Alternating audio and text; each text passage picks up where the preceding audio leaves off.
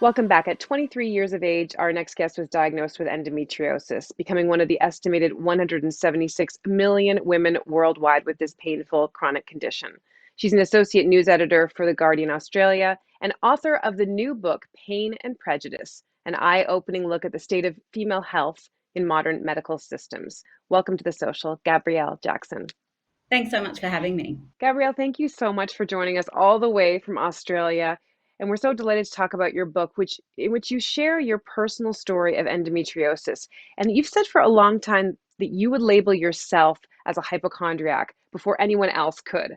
So why are women so often trained to not believe their own bodies? And what kind of damage is that doing? The damage is enormous, and there's a story I write about in my book, which I often talk about because so many people say this is exactly what happened to me. And as you said, I was diagnosed with endometriosis at 23. I didn't see anyone else I knew kind of suffering in this way, so I did come to think of myself as really weak and kind of a bit second rate. And then I went in 2015. I actually went to this conference about endometriosis. And I went as a journalist thinking that I wouldn't learn anything.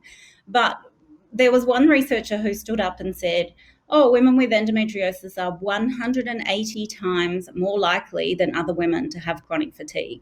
And I just started crying in my seat. And then they talked about back pain and hip pain and food intolerances. And what I realized on that day is that quite apart from having all these random collection of illnesses that made me a hypochondriac, I was a very, very typical patient with chronic pain. And it's so emotional. And I'm getting emotional now talking about it because that's what people relate to. The damage done to you questioning yourself constantly in your adult life is so profound. And what really bothered me was that I realized then that nobody told me that all these things were related because they don't know. There is so much about women's bodies and women's health that medicine doesn't know. And that leads to women waiting longer for pain medication. They wait longer to be diagnosed with cancer. They're more likely to have their physical symptoms written off as like mental health conditions. They're more likely to be disabled after a stroke. And the list goes on and on. So if the medical community knows that women are living in constant pain and women want to talk about it, why isn't the medical community doing anything about it? So the simple answer is medicine just does not know that much about women's bodies. The Janine Often-Clayton, who's the head of the Office of Women's Research at the NIH in the US, said, we actually know less about every single aspect of female biology compared to male biology.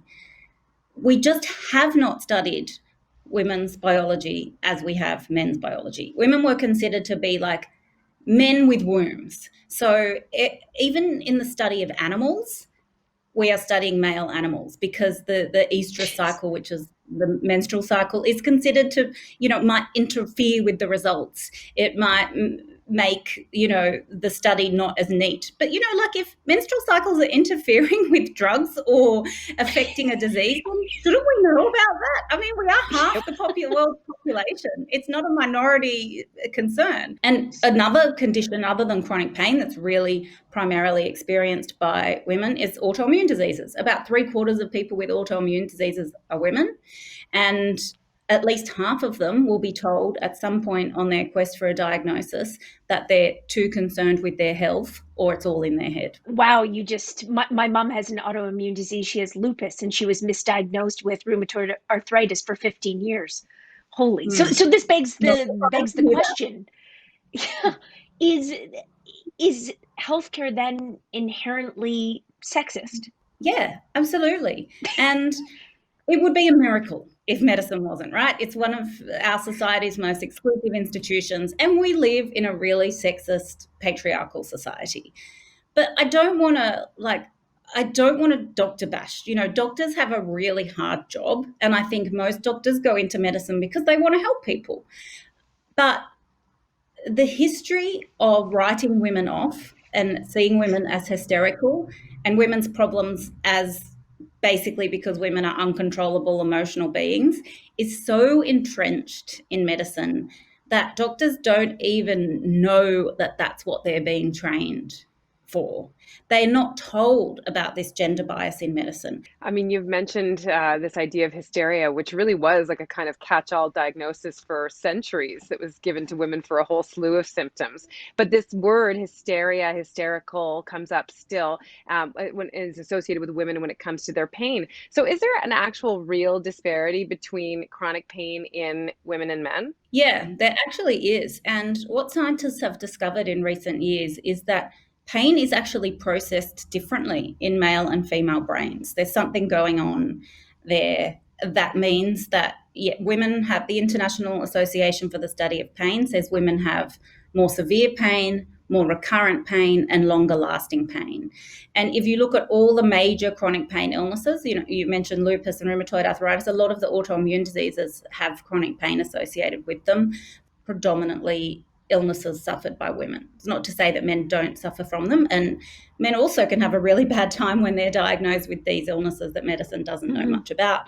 But I think that we don't know much about them because they have been women's illnesses, and medicine has not been curious about investigating illnesses that women have had for centuries and centuries.